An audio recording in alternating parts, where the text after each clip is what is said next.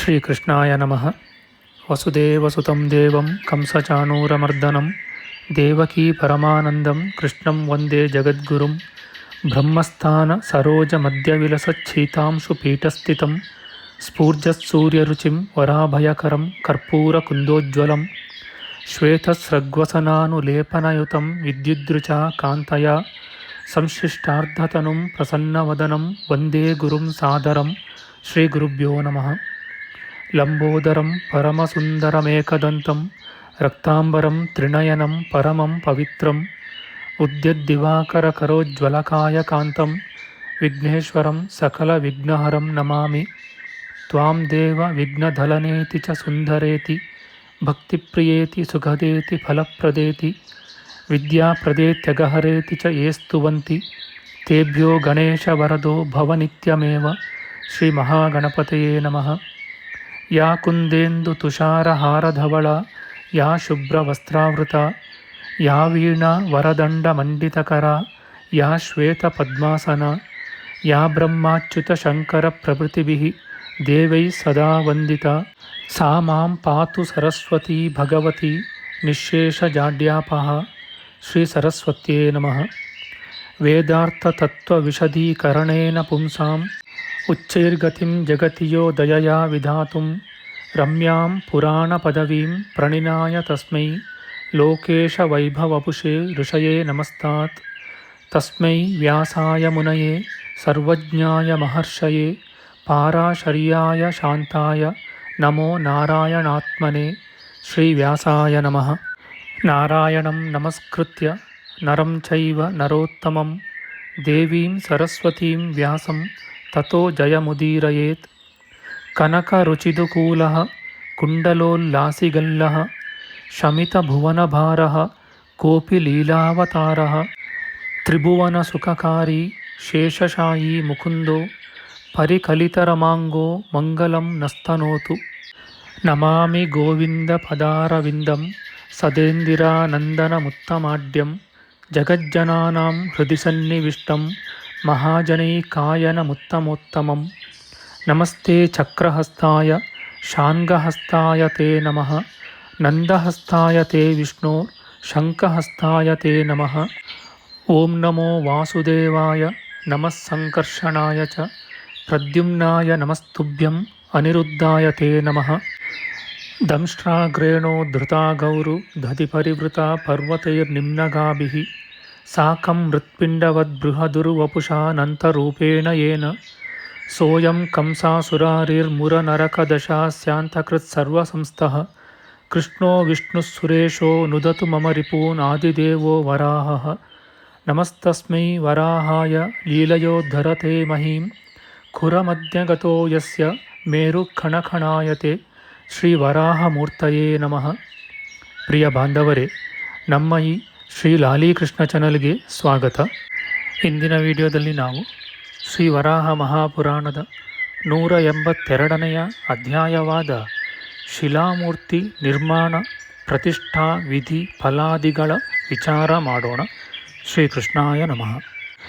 ಶ್ರೀ ವರಾಹಮೂರ್ತಿಯು ಹೇಳುತ್ತಾನೆ, ವಸುಂಧರೆ, ಇನ್ನು ನಾನು ಅಲ್ಲಲ್ಲೇ ಶಿಲಾಮೂರ್ತಿಗಳಲ್ಲಿ ಹೇಗೆ ನೆಲೆಸುವೆನೆಂಬುದನ್ನು ಹೇಳುವೆನು ಕೇಳು. ದೋಷವಿಲ್ಲದೆ ಚೆನ್ನಾಗಿರುವ ಉತ್ತಮವಾಗಿ ವಿಗ್ರಹಕ್ಕೆ ತಕ್ಕ ಶಿಲೆಯನ್ನು ಚೆನ್ನಾಗಿ ಪರೀಕ್ಷಿಸಿ ನೋಡಿ ವಿಗ್ರಹವನ್ನು ಮಾಡುವ ಶಿಲ್ಪಿಯನ್ನು ಬೇಗನೆ ನಿಯಮಿಸಬೇಕು. ಬೇಗನೆ ಮೂರ್ತಿಯನ್ನು ಬಿಳಿಯ ಬತ್ತಿಯಿಂದ ಬರೆದು ಪ್ರದಕ್ಷಿಣ ಮಾಡಿ ಬಳಿಕ ಅಕ್ಷತೆ ಮೊದಲಾದವುಗಳಿಂದ ಪೂಜಿಸಬೇಕು. ಆಮೇಲೆ ದೀಪವನ್ನು ಹೊತ್ತಿಸಿ ದಧ್ಯೋದನ ಅಂದರೆ ಮೊಸರನ್ನದಿಂದ ಬಲಿಯನ್ನರ್ಪಿಸಬೇಕು.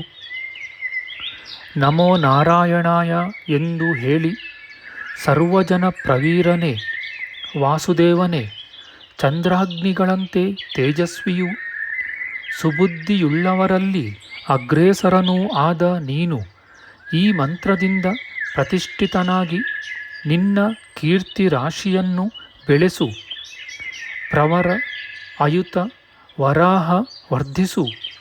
ಜಯ ಜಯ ಎಂಬ ಅರ್ಥದ ಮಂತ್ರದಿಂದ ಪ್ರಭುವಾದ ನಾರಾಯಣನ ಅನೇಕ ಅವತಾರಗಳಲ್ಲಿ ಯಾರಿಗೆ ಯಾವ ಮೂರ್ತಿ ಇಷ್ಟವೋ ಆ ಮೂರ್ತಿಯನ್ನು ಮಾಡಿಸಿ ಪೂರ್ವಾಭಿಮುಖವಾಗಿ ಸ್ಥಾಪಿಸಬೇಕು.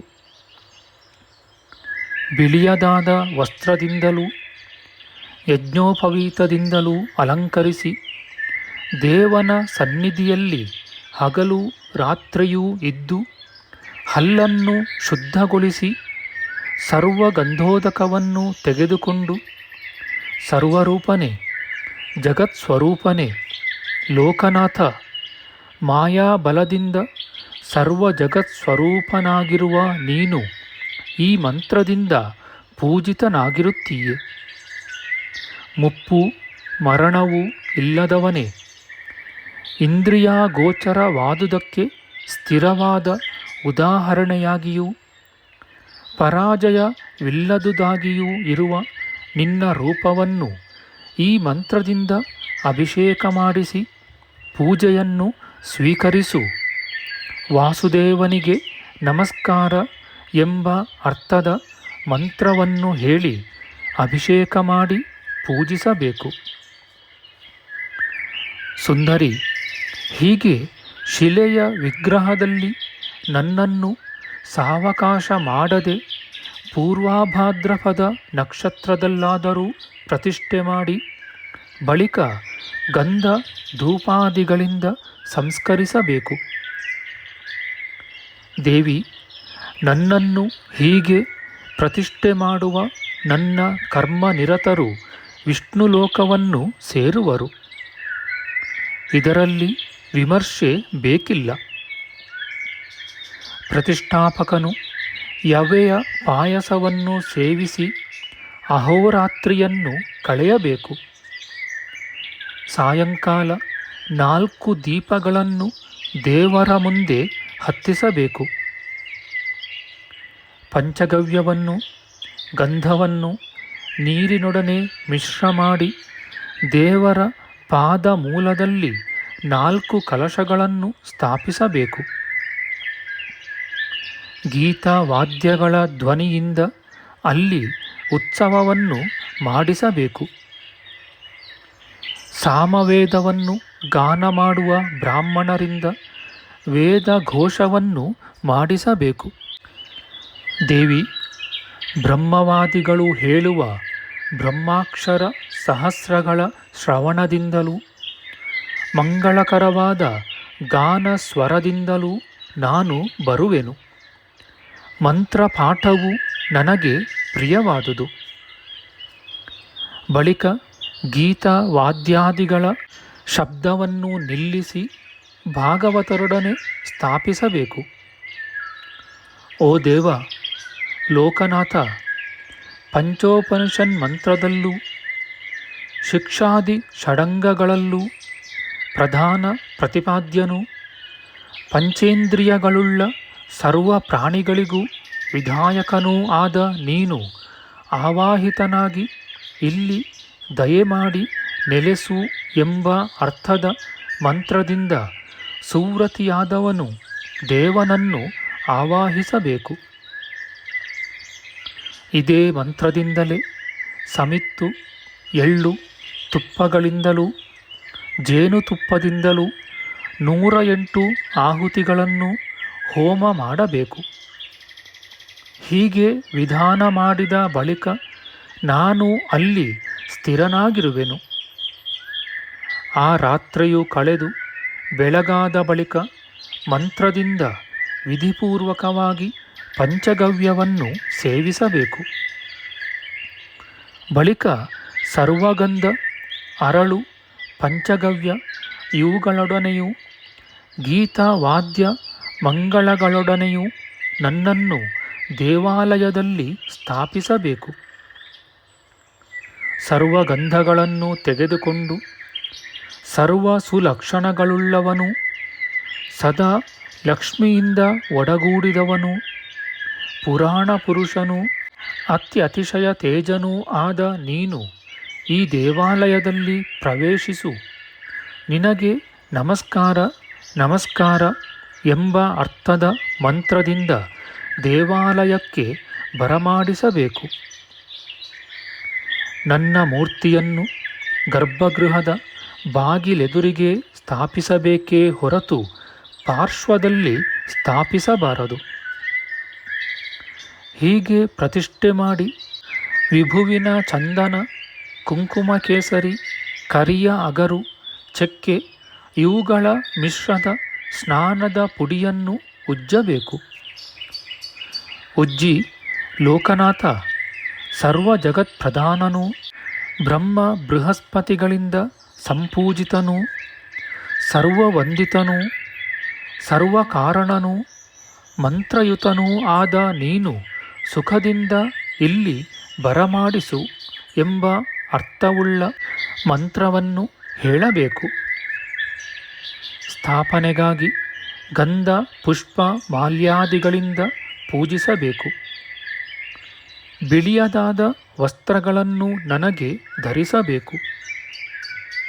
ಧರಿಸುವಾಗ ದೇವೇಶ ವಿಶ್ವಮೂರ್ತಿ, ನಾನು ಬಹುಭಕ್ತಿಯಿಂದ ಅರ್ಪಿಸುವ ಈ ವಸ್ತ್ರಗಳನ್ನು ಸ್ವೀಕರಿಸಿ ಧರಿಸು, ನನಗೆ ಪ್ರಸನ್ನನಾಗು, ನಿನಗೆ ನಮಸ್ಕಾರ ನಮಸ್ಕಾರ ಎಂಬ ಅರ್ಥದ ಮಂತ್ರವನ್ನು ಹೇಳಬೇಕು. ವಿದ್ಯುಕ್ತವಾಗಿ ಹೀಗೆ ವಸ್ತ್ರಗಳನ್ನು ನನಗೆ ಧರಿಸಬೇಕು. ಬಳಿಕ ಕುಂಕುಮಾಗುರು ಮಿಶ್ರವಾದ ಧೂಪವನ್ನು ಹಾಕಬೇಕು. ಧೂಪವನ್ನರ್ಪಿಸುವಾಗ ದೇವೇಶ ಅನಾದಿಯೂ ಪುರಾಣ ಪುರುಷನೂ ಸರ್ವ ಜಗತ್ಪ್ರಧಾನನೂ ಆದ ನಾರಾಯಣ, ನೀನು ಈ ಗಂಧವನ್ನು ಮಾಲೆಗಳನ್ನು ಧೂಪ ದೀಪಗಳನ್ನು ಪರಿಗ್ರಹಿಸು ಎಂಬ ಅರ್ಥದ ಮಂತ್ರವನ್ನು ಹೇಳಬೇಕು. ಹೀಗೆ ಗಂಧ ಪುಷ್ಪಾದಿಗಳಿಂದ ಅರ್ಚಿಸಿ ಬಳಿಕ ನೈವೇದ್ಯವನ್ನು ಅರ್ಪಿಸಬೇಕು. ಪಂಡಿತನಾದವನು ನೈವೇದ್ಯವನ್ನು ಹಿಂದೆ ಹೇಳಿರುವ ವಿಧಾನದಿಂದ ಸಿದ್ಧಪಡಿಸಿ ಹಿಂದೆ ಹೇಳಿರುವ ಮಂತ್ರಗಳಿಂದಲೇ ಅರ್ಪಿಸಬೇಕು. ನೈವೇದ್ಯವನ್ನು ಅರ್ಪಿಸಿದ ಬಳಿಕ ದೇಹ ಪರಿಶುದ್ಧಿಗಾಗಿ ಆಚಮನವನ್ನು ಅರ್ಪಿಸಬೇಕು. ಬಳಿಕ ಸರ್ವ ಕಾರ್ಯಾರ್ಥ ಸಿದ್ಧಿಯನ್ನು ಉಂಟುಮಾಡುವ ಶಾಂತಿ ಜಪವನ್ನು ಮಾಡಬೇಕು. ಲೋಕನಾಥನೇ, ಸರಾಷ್ಟ್ರನಾದ ರಾಜನಿಗೂ ಬ್ರಾಹ್ಮಣರಿಗೂ ಬಾಲರಿಗೂ ವೃದ್ಧರಿಗೂ ಗೋ ಸಮೂಹಕ್ಕೂ ಕನ್ಯೆಯರಿಗೂ ಪತಿವ್ರತೆಯರಿಗೂ ಸುಶಾಂತಿಯನ್ನು ಉಂಟುಮಾಡು. ಎಲ್ಲೆಲ್ಲೂ ರೋಗಗಳು ನಾಶವಾಗಲಿ. ಕೃಷಿಕರ ವ್ಯವಸಾಯವು ಯಾವಾಗಲೂ ಚೆನ್ನಾಗಲಿ. ಸಕಾಲದಲ್ಲಿ ಮಳೆಯಾಗಲಿ. ಲೋಕವು ಯಾವಾಗಲೂ ಸುಭಿಕ್ಷವುಳ್ಳದಾಗಲಿ ಎಂಬ ಅರ್ಥವುಳ್ಳ ಮಂತ್ರವನ್ನು ಜಪಿಸಬೇಕು. ವಿಧಿಯಲ್ಲಿ ಹೇಳಿರುವಂತೆ ದೇವೇಶನಾದ ನನ್ನನ್ನು ಹೀಗೆ ಪ್ರತಿಷ್ಠೆ ಮಾಡಿ ಪೂಜಿಸಿ ಬಳಿಕ ಬ್ರಾಹ್ಮಣರಿಗೆ ಭೋಜನ ಮಾಡಿಸಬೇಕು. ದೀನರನ್ನು ಅನಾಥರನ್ನು ತನ್ನ ಅನುಕೂಲಕ್ಕೆ ತಕ್ಕಂತೆ ತೃಪ್ತಿಪಡಿಸಿ ಈ ವಿಧಾನದಿಂದ ನನ್ನನ್ನು ಪ್ರತಿಷ್ಠೆ ಮಾಡಿಸುವವನು ನನ್ನ ದೇಹದಲ್ಲಿ ಎಷ್ಟು ಜಲಬಿಂದುಗಳು ಉದಿಸುವವೋ ಅಷ್ಟು 1000 ವರ್ಷಗಳ ಕಾಲ ನನ್ನ ಲೋಕಗಳಲ್ಲಿ ನೆಲೆಸುವನು.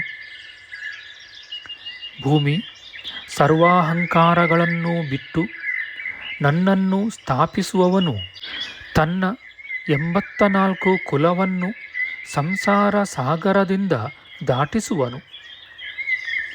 ಮಂಗಳೇ, ನನ್ನ ಶಿಲಾಮೂರ್ತಿ ಸ್ಥಾಪನೆಯ ಈ ವಿಚಾರವನ್ನು ಧರ್ಮ ಸಂಸ್ಥಾಪನೆಗಾಗಿಯೂ ನನ್ನ ಭಕ್ತರ ಸುಖಕ್ಕಾಗಿಯೂ ನಿನಗೆ ಹೇಳಿದುದಾಯಿತು.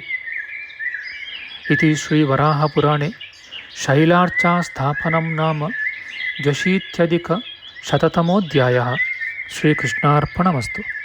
ನಮ್ಮ ಮುಂದಿನ ವಿಡಿಯೋದಲ್ಲಿ ನಾವು ಶ್ರೀ ವರಾಹ ಮಹಾಪುರಾಣದ 183ನೆಯ ಅಧ್ಯಾಯವಾದ ಮೃಣ್ಮಯ ಮೂರ್ತಿ ನಿರ್ಮಾಣ ಪ್ರತಿಷ್ಠಾ ಪೂಜಾ ವಿಧಾನಾದಿಗಳ ವಿಚಾರ ಮಾಡೋಣ. ಆಧ್ಯಾತ್ಮಿಕ ಚರ್ಚೆ ಮತ್ತು ವಿಚಾರ ವಿನಿಮಯಕ್ಕಾಗಿ ಶುರು ಮಾಡಿದ ಈ ಚಾನೆಲ್ನಲ್ಲಿ ನಾವು ಅಪ್ಲೋಡ್ ಮಾಡುವ ಎಲ್ಲ ವಿಡಿಯೋಗಳನ್ನು ಸಂಪೂರ್ಣವಾಗಿ ನೋಡಿ. ನಿಮ್ಮ ಸಲಹೆಗಳನ್ನು ಕಮೆಂಟ್ ಬಾಕ್ಸ್ನಲ್ಲಿ ಬರೆಯಿರಿ. ದಯವಿಟ್ಟು ಈ ಚಾನಲ್ಗೆ ಸಬ್ಸ್ಕ್ರೈಬ್ ಮಾಡಿ ಹಾಗೂ ಬೆಲ್ ಬಟನ್ ಒತ್ತಿ ನಾವು ಹಾಕುವ ಎಲ್ಲ ವಿಡಿಯೋಗಳನ್ನು ನೋಡಿ ಪ್ರೋತ್ಸಾಹಿಸಿ. ಕೃಷ್ಣಂ ನಾರಾಯಣಂ ವಂದೇ ಕೃಷ್ಣಂ ವಂದೇ ವ್ರಜಪ್ರಿಯಂ ಕೃಷ್ಣಂ ದ್ವೈಪಾಯನಂ ವಂದೇ ಕೃಷ್ಣಂ ವಂದೇ ಪೃಥಾಸುತಂ. ಶ್ರೀಕೃಷ್ಣಾಯ ನಮಃ.